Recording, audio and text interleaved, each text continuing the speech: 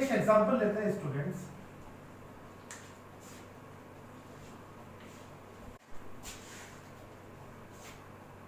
एक थोड़ा अलग तरह का सैंपल स्पेस देखिएगा। एक सिक्के को उछाला जाता है, कॉइन को टॉस किया जा रहा है। यदि एच आता है तो आपको क्या एक डाइस थ्रो करना है, और यदि टेल आता है तो दोबारा से सिक्के को क्या करना है, आपको टॉस करना है।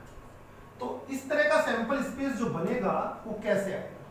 देखिए, मान लीजिए मैंने पहले कोई कॉइन लिया और टॉस किया, और ये सोचते हैं कि हेड आ गया, तो बाद में क्या करना है? हेड आने के बाद में डाइस को रोल करना है।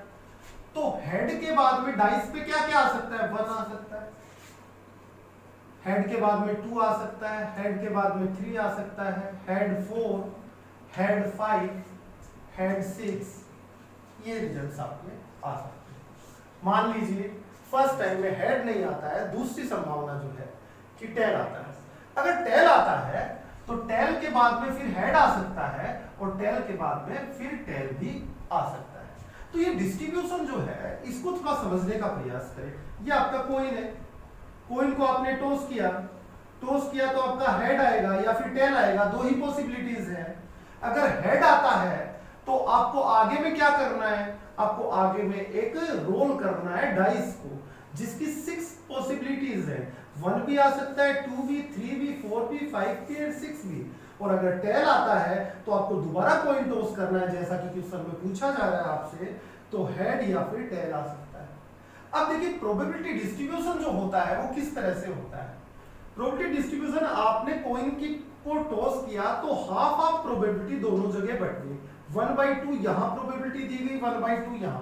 1/2 के 6 पार्ट में अब ये 1/2 आगे जाके बैठेगी, डिस्ट्रीब्यूशन होगा। 1/2 का 6 पार्ट में डिस्ट्रीब्यूशन करेंगे तो 6 से डिवाइड करेंगे, तो इसका जो प्रोबेबिलिटी आया 1/12 आया, इसका जो आया 1/12, और यहाँ भी 1/12, और ये प्रोबेबिलिटी भी 1/12, ये भी 1/12, एंड इसका प्रोबेबिलिटी भी आपका आया 1/12। अब यहाँ डिस्ट्रीब्यूशन देखिए, यहाँ टेल का जो प्रोबेबिलिटी 1/2 है, ये दो जगह डिस्ट्रीब्यूट हो जाएगा सेम वैल्यूज के साथ, तो यहाँ पे इसका प्रोबेबिलिटी 1/4 आएगा स्टूडेंट, और इस रिजल्ट का प्रोबेबिलिटी भी 1/4 हो जाएगा। कैसे? 1/2 को 2 से डिवाइड करोगे तो 1/4, यहाँ पे 1/2 को 6 जगह 6 टाइम बांटना था, तो 6 से डिवाइड किया तो सबका प्रोबेबिलिटी कितना हो गया? 1/12। अब देखिए रिजल्ट कैसे बनते हैं। फर्स्ट टाइम हेड आया, फिर 1 आया तो H1, H2, H3, H4, H5, H6। Tail आया तो tail head and tail tail. देखिए, tail head and tail tail. 8 results हो गए। पहले वाला जो सैंपल स्पेस था, मैं दोबारा से लिखता हूं, सिक्के को 3 बार उछालने वाला, सिक्के को 3 बार उछाला जाता है, और इस दोनों में कंपेयर करते हैं, उछाला जाता है। तो यहां पर जो S बनेगा आपका HHH, HHT, HTT, HTH, sorry, THH and TTH and THT and HTT and TTT। यहां पे भी डिस्ट्रीब्यूशन को समझने का प्रयास करते हैं। आपके पास एक कॉइन था, उसको आपने टॉस किया तो आपको पास हेड आया और टेल आया। आपने दूसरे टाइम अगर हेड आता है तो फिर दूसरे टाइम टेल करेंगे, तो यहाँ पे भी हेड और टेल आ जाएगा, और यहाँ पे भी हेड और टेल। अब खुद ही सोचिए, दो संभावना है, इस कॉइन टॉस किया, या तो हेड पॉसिबिलिटी है या टेल। हेड और टेल में से मान लो हेड आया है, तो उसके बाद अगली बार फेंकने पर 2 पॉसिबिलिटीज और हो गई, हेड और टेल की। मान लो पहली बार में टेल आया है, तो आगे कॉइन टॉस करने से हेड और टेल आ सकते हैं, आगे पॉसिबिलिटी दे। मान लीजिए फर्स्ट बार में हेड आया है, सेकंड बार में हेड आया है, और थर्ड बार कॉइन को टॉस कर रहे हैं, तो हेड और टेल आ सकता है। यही पॉसिबिलिटी यहाँ पर भी हेड और टेल की आ गई, और ये हेड और टेल की आ गई, और इसी तरह से हेड और टेल की पॉसिबिलिटी। सैंपल स्पेस देखिए कैसे बना है। Head, first time head, second time head, third time head, head head head.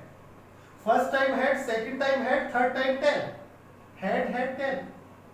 फिर आपकी टेल हेड हेड, फिर टेल हेड टेल, फिर हेड टेल हेड, फिर हेड टेल टेल, फिर हेड टेल हेड, और फिर टेल टेल टेल। ये आपकी पॉसिबिलिटी जितनी थी आपने आउटकम्स इसमें लिख दिए हैं।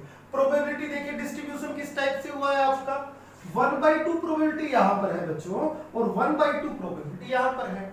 अब 1/2 है, 1/2 को दो भागों में फिर बांट दिया गया है, तो इसका 1/4 हो जाता है और इसका भी 1/4 हो जाता है। बच्चों ये 1/4 टू टाइम अगर डिस्ट्रीब्यूट होगी तो 1/8 2 से डिवाइड करेंगे, 1/8 और 1/8 इनका प्रोबेबिलिटी हो गया। इसी तरह 1/4 टू टाइम डिवाइड होगी तो 1/8 प्रोबेबिलिटी यहां हो गया और 1/8 प्रोबेबिलिटी यहां हो गया। यहां पर भी सेम तरीका है, 1/4 1/4 एंड ये आपका कितना आया 1/8 1/8 1/8 एंड 1/8। ये प्रोबेबिलिटी आपकी 1/8 हर रिजल्ट की बनने वाली है लास्ट में फाइनली। तो देखिए आप multiplication low, 1/2 into 1/2 into 1/2 probability is 1/8 ना, 1/2 1/2 1/2 क्योंकि फर्स्ट टाइम जब भी हेड आने का प्रोबेबिलिटी 1/2, सेकंड हेड आने का 1/2 एंड टेल आने का 1/2, तो क्या हो गया 1/8 स्टूडेंट्स।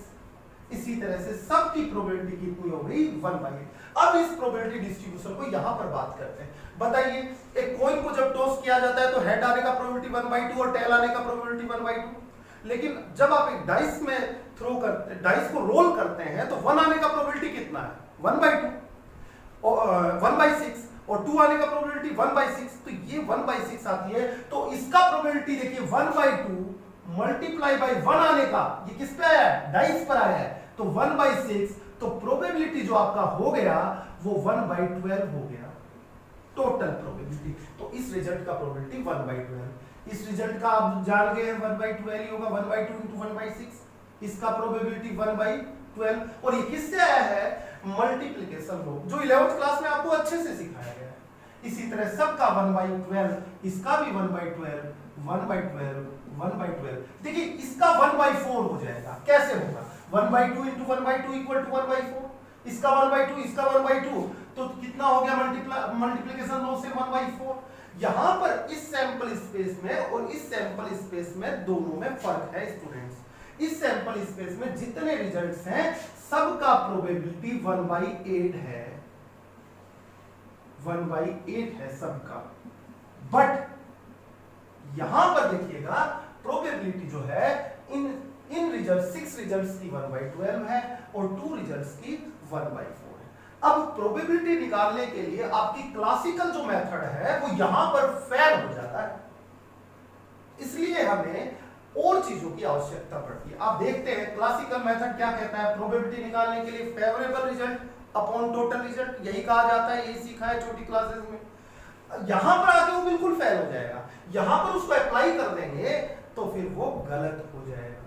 तो कैसे प्रोबेबिलिटी निकाली जाती है, अब आप बताइए 1/8 इन सब प्रोबेबिलिटी का सम कितना होगा s के इक्वल होगा, यानी कि हर रिजल्ट की प्रोबेबिलिटी को देकर भी हम प्रोबेबिलिटी फाइंड आउट कर लेते हैं स्टूडेंट।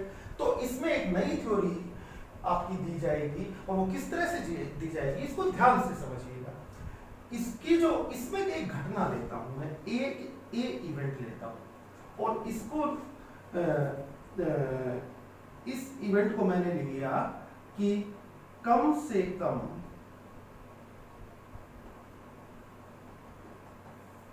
एक टेल आना, इसका प्रोबेबिलिटी देना। तो प्रोबेबिलिटी ऑफ ए, तो ए इक्वल टू क्या क्या आएगा, कम से कम 1 टेल, कम से कम 1 टेल। तो ये रिजल्ट आ गया, ये रिजल्ट आ गया, ये रिजल्ट आ गया, ये रिजल्ट आ गया, इन सब में एटलीस्ट 1 टेल है। एटलीस्ट 1 टेल का प्रोबेबिलिटी जब आप देने वाले हैं तो ए इवेंट में आपके पास रिजल्ट बने एच एच। चलिए कम से कम एक की जगह मैं 2 कर देता हूं तो थोड़ा इजी पड़ेगा। अभी देखिएगा कम से कम 2 टेल आना, तो देखिए 2 टेल कौन से रिजल्ट्स में, ये और एटलीस्ट टेल 2 टेल इसके अंदर भी है। तो आपका आएगा टेल टेल हेड रिजल्ट और tail head tail result, tail tail head head tail tail result और टेल टेल टेल रिजल्ट। ये रिजल्ट प्रोबेबिलिटी ऑफ ए आप सिंपल वे में निकाल सकते हैं। कैसे, 2 तरीके। प्रोबेबिलिटी ऑफ ए आपको देना है तो इसके रिजल्ट कितने हैं 4 और टोटल रिजल्ट्स कितने हैं आपके 8, टोटल आउटकम यानी कि 8, तो प्रोबेबिलिटी आई 1/2। ओके स्टूडेंट, एक दूसरा मेथड भी मेरे पास है इस प्रोबेबिलिटी देने का। वो प्रोबेबिलिटी देने का मेथड क्या है? Probability of A equal to हर रिजल्ट का प्रोबेबिलिटी ऐड कर दीजिए। अब आप बताइए सैंपल इसका स्पेस का प्रोबेबिलिटी 1 है, कैसे दे रहे हो आप 1/8 प्लस 1/8 प्लस 1/8 प्लस 1/8, सारे रिजल्ट्स का प्रोबेबिलिटी आप ऐड कर देंगे तो एस का प्रोबेबिलिटी आ जाएगा। अभी ए का प्रोबेबिलिटी निकालना है, ए का प्रोबेबिलिटी निकालना है तो इन सब की इसकी प्रोबेबिलिटी कितनी है साहब 1/8, इस रिजल्ट की 1/8, इसकी 1/8 और इसकी 1/8, तो मैं दूंगा 1/8 plus 1/8 plus 1/8 plus 1/8 equal to 1/2 आपका हो जाता है। हो गया? तो ये प्रोबेबिलिटी इस तरह से भी निकाली जा सकती है और इस तरह से। तो यहां पर तो आपकी क्लासिकल थ्योरी अप्लाई हो सकती है, तो आप इतनी मेहनत क्यों करेंगे, आप इसी तरीके से निकाल लेंगे। बट यहां पर ये मैं एक इवेंट ए लेता हूं और ए इवेंट को मैं लिख देता हूं कि 1 टेल आना, एक टेल प्रकट होना, है ना। तो 1 टेल प्रकट होना, कम से कम एक टेल लिख दीजिए, कम से कम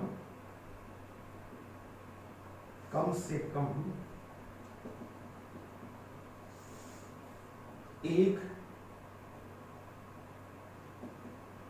टेल प्रकट होना, ठीक है, इसका प्रोबेबिलिटी देना। तो देखिए प्रोबेबिलिटी ऑफ ए, मैं कहता हूं यहां पर देखिए प्रोबेबिलिटी ऑफ ए, तो ए की वैल्यूज क्या क्या आएंगी, ए में क्या क्या रिजल्ट्स आ सकते हैं, फेवरेबल रिजल्ट्स देखते हैं। देखिए या तो ये रिजल्ट या फिर ये रिजल्ट, तो आपका होगा टेल हेड और टेल टेल। अब प्रोबेबिलिटी ऑफ ए जब मैं दूंगा स्टूडेंट्स, तो मैं दूंगा probability of T H plus ये वाला आपका theory plus probability of T. तो यहां पर प्रोबेबिलिटी ऑफ टी एच मैं देने वाला हूं, तो प्रोबेबिलिटी ऑफ टी एच कितना है साहब 1/4 प्रोबेबिलिटी है इसका, तो जैसा कि मैंने मल्टीप्लिकेशन लॉ से बताया था, इसका प्रोबेबिलिटी कितना है 1/4। तो बच्चों 1/4 plus 1/4 equal to 1/2 is the probability. लेकिन स्टूडेंट्स अगर आप क्लासिकल मेथड अप्लाई करते हैं तो आप टोटल रिजल्ट कितने हैं 8, और टोटल रिजल्ट आपके इसमें भी 8 है, और तो प्रोबेबिलिटी ऑफ ए आपका कितना होना चाहिए क्लासिकल थ्योरी से, यानी कि अनुकूल परिणाम अपॉन कुल परिणाम, यही थ्योरी है आपकी। तो अनुकूल परिणाम अपॉन कुल परिणाम, इसका मतलब ये हुआ कि अनुकूल परिणाम कितने हैं आपके, 2 ही परिणाम है, 2 ही रिजल्ट हैं, तो 2 results upon total result is 8, तो 2/8 equal to 1/4। Wrong method students, आपका प्रोबेबिलिटी बिल्कुल गलत आया है, 1/4 इसका नहीं हो सकता। आप खुद ही बताइए, इसका 1/4 इसका 1/4, दोनों को ऐड किया तो 1 कितना आ गया 2 आया।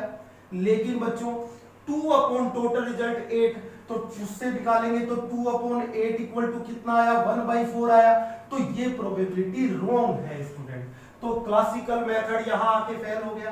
तो यहां पर देखने वाली बात यह है कि क्लासिकल मेथड कौन से एक्सपेरिमेंट में लागू हो सकता है। क्लासिकल मेथड उन एक्सपेरिमेंट में लागू हो सकता है जिसमें कि सभी रिजल्ट्स की प्रोबेबिलिटी सेम हो, इक्वली लाइकली रिजल्ट्स हो। लेकिन यहां पर देखिए सारे रिजल्ट्स जो है उनकी प्रोबेबिलिटी सेम नहीं है। तो इसमें आपका क्लासिकल थ्योरी कौन सा, जो बचपन से आप पढ़ते आ रहे हैं, अनुकूल परिणाम favourable result upon total result is fail, ये आपको गलत आंसर देगा। तो फिर आपको कैसे निकालना चाहिए, आपको एडिशन ऑफ एवरी रिजल्ट्स के हिसाब से इसको निकाल देना चाहिए। ओके स्टूडेंट, एक्चुअली क्या है कि ये लॉकडाउन की वजह से कुछ ये वीडियो बनाने में प्रॉब्लम इसलिए आ रही है कि कुछ जैसे माइक वगैरह नहीं मिल पा रहा है या थोड़ा इधर उधर से हो रहा है। लेकिन नेक्स्ट वीडियो जो आएंगे अपने, उनमें आप कमेंट बॉक्स में डाल देना तो सुधार कर दिए जाएंगे। और अभी जैसा भी है वीडियो बनेगा, कुछ आवाज़ समझ में आए या धीरे आए या तो थोड़ा सा एडजस्ट कर लेना आप, क्योंकि शॉप्स नहीं खुली हुई है, मार्केट ओपन नहीं है, तो कहाँ से आज पहली बार तो वीडियो बना रहे हैं तो इतना कुछ नहीं हो पाया। ओके स्टूडेंट्स, तो अब अपन देखते हैं कि आपने समझा क्या है प्रोबेबिलिटी के क्या अलग अलग अप्रोच देखी आपने, अलग अलग अप्रोच में क्या पढ़ा आपने, एक्सपेरिमेंटल अप्रोच पढ़ा, क्लासिकल अप्रोच पढ़ा है, एक्सियोमेट्रिक अप्रोच के बारे में आगे बात करेंगे अपन।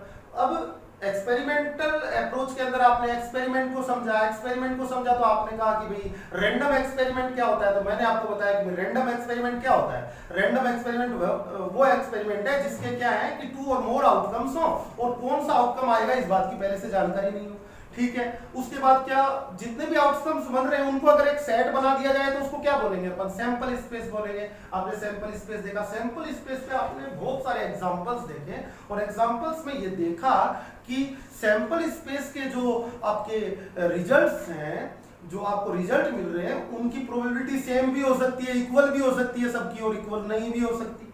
अगर इक्वल होती है तो आपका क्लासिकल थ्योरी काम में आ जाता है, और अगर इक्वल नहीं होती है तो आपको हर रिजल्ट की प्रोबेबिलिटी निकालनी पड़ती है, और उसको सम के साथ किसी इवेंट का प्रोबेबिलिटी निकाल सकते हैं। अब यदि कोई सैंपल स्पेस होता है तो उससे रिलेटेड इवेंट्स बनते हैं, एक सैंपल स्पेस में इवेंट्स बनते हैं। अब इवेंट्स देखते हैं क्या होते हैं। Event, what is event? Event में देखिएगा, इवेंट मतलब कि घटना, हिंदी में बोलेंगे इसको घटना। अगर कोई रैंडम एक्सपेरिमेंट परफॉर्म किया जा रहा है, अगर कोई रैंडम एक्सपेरिमेंट परफॉर्म किया जा रहा है तो उससे रिलेटेड अलग अलग घटनाएं बन सकती हैं। फॉर एग्जाम्पल, एक पासे को फेंका जाता है, पासे को फेंकने के प्रयोग में, एक्सपेरिमेंट में क्या क्या घटनाएं, मैं सम संख्या का आना, सम संख्या का आना एक घटना है, एक घटना है, तथा विषम संख्या का आना, आना दूसरी घटना है। सैंपल स्पेस क्या होगा पासे को फेंकने पे, आपका डाइस को थ्रो करते हैं, 1 2 3 4 5 एंड 6 आपका सैंपल स्पेस हुआ स्टूडेंट्स। अब ये सैंपल स्पेस हुआ आपका, तो आपने एक घटना माना कि सम संख्या का आना, सम संख्या प्रकट होना, तो डाइस चोज, तो सम संख्या प्रकट होना, प्रकट होना, तो a इक्वल टू क्या क्या आएगा, 2, 4, 6। बी इवेंट आपने ले लिया, विषम संख्या, ओड नंबर, विषम संख्या प्रकट होना, तो b इक्वल टू कितना आ जाएगा आपका 135, ठीक है ना। तो ये दो इवेंट आपके हो गए, कौन से एक्सपेरिमेंट के हो गए, रैंडम एक्सपेरिमेंट आपको क्या करना था, डाइस को थ्रो करना था, जिससे एसोसिएटेड आपके दो इवेंट्स ये हो सकते हैं, मे बी पॉसिबल। तो इवेंट की डेफिनेशन, इवेंट की डेफिनेशन क्या होनी चाहिए, ये बनाते हैं।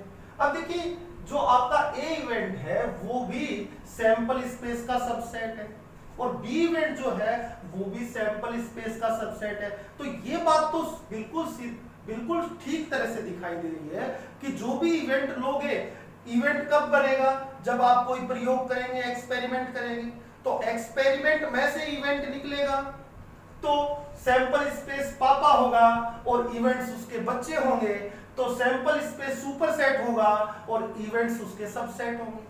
तो इवेंट की जो डेफिनेशन देते हैं तो हम कहते हैं an event is subset of sample space associated with a random experiment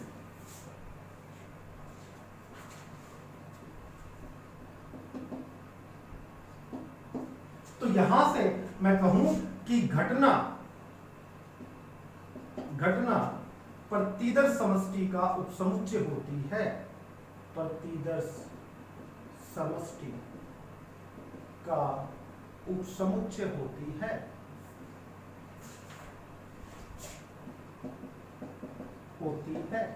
तो यहां पर नोट करने वाली बात है, नोट करने वाली बात है, आप अपनी मर्जी से कितने भी इवेंट किसी एक्सपेरिमेंट के दौरान बना सकते हैं।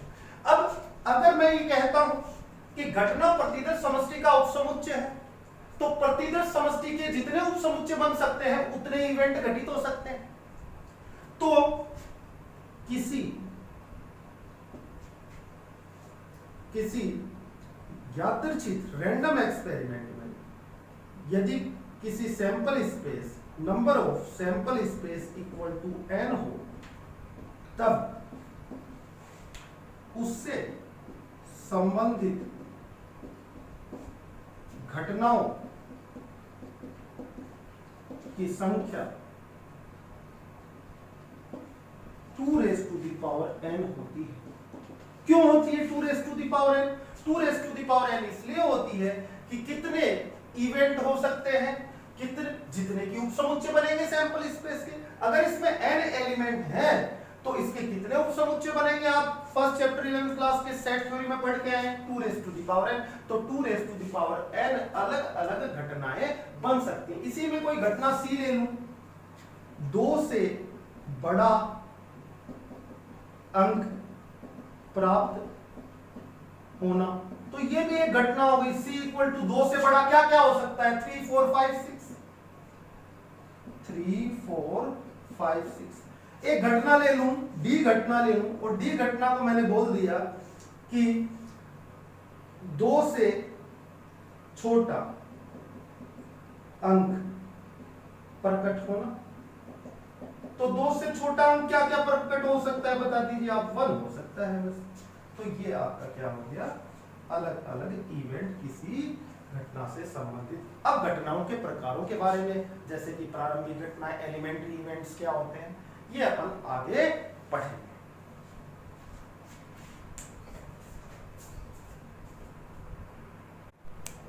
घटनाओं के प्रकार,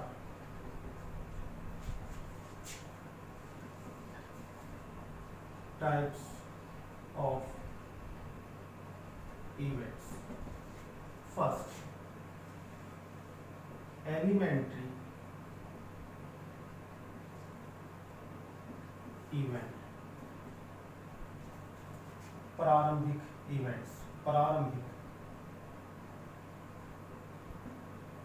घटनाएं। एलिमेंट्री इवेंट्स क्या होते हैं, देखिएगा पहले एग्जांपल लेके समझिए। मान लीजिए कि एक पासे को फेंका जाता है, तो सैंपल स्पेस वही ले लेते हैं अपना 1 2 3 4 5 6, यही आ सकता है। एलिमेंट्री इवेंट्स इसके अंदर कितने हैं? एलिमेंट्री इवेंट का मतलब क्या है, डेफिनेशन क्या है? एलिमेंट्री इवेंट केवल एक आउटकम्स को लेने वाला इवेंट क्या कहलाता है, एलिमेंट्री इवेंट। तो इसके कितने एलिमेंट्री इवेंट बन सकते हैं? E1 मैंने 1 को ले लिया सिर्फ, E2 मैंने ले लिया 2 को सिर्फ, E3 मैंने ले लिया आपका 3 को सिर्फ, और मैंने इसमें से E4 को ले लिया, ये 4 एलिमेंट, और E5 पांचवी प्रारंभिक घटना, 5th एलिमेंट्री इवेंट मैंने 5 अकेले को ले लिया, एंड E6 मैंने 6 को ले लिया। तो एलिमेंट्री इवेंट क्या है? एलिमेंट सैंपल स्पेस के एक सैंपल पॉइंट को कंटेन करने वाला इवेंट एलिमेंट्री इवेंट होता है। तो जितने भी सैंपल पॉइंट होते हैं किसी भी एक्सपेरिमेंट में, उतने एलिमेंट्री इवेंट आपके बन सकते हैं स्टूडेंट्स। जैसे एग्जांपल में कोई दूसरा लूं, जैसे कि सैंपल स्पेस ले लिया हेड और टेल, यानी कि आपने एक कॉइन को टॉस किया है, तो इसके एलिमेंट्री इवेंट 2 हैं। 1 is the only H and 2 is the elementary event 2 क्या हो गया आपका, ओनली 2 को लेकर बनाया जाने वाला। अब मैं कहूं कि S इक्वल टू क्या होता है, नोट करने वाली बात, S इक्वल टू सभी एलिमेंट्री इवेंट्स का सम होता है, E1 union E2 union E3 and so on. कहां तक यूनियन चलेगा, EN, ये आपकी नोट करने वाली बात, ये सैंपल स्पेस इसके इक्वल आता है। अब खुद ही सोच लीजिए, इसका और इसका यूनियन लेंगे तो सैंपल स्पेस आ जाएगा। इन सब एलिमेंट्री इवेंट्स का, जितने भी एलिमेंट्री इवेंट्स हैं, इनका यूनियन लोगे तो सैंपल स्पेस आ जाएगा। तो प्रारंभिक घटनाएं क्या है? प्रारंभिक घटना वह घटना होती है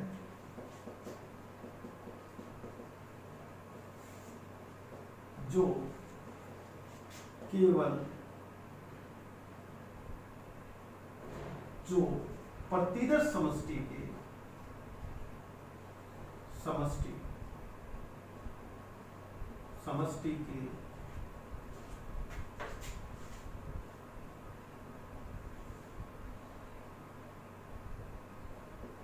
केवल और केवल एक बिंदु को कंटेन करती है, बिंदु से संबंधित होती है। तो ये आपकी प्रारंभिक associated with one and only one sample point. तो आपके एग्जांपल्स ये देखिए, आपने ये एलिमेंट्री इवेंट्स होते हैं, इसको नोट कर लीजिएगा, बाकी का आगे कल पढ़ेंगे।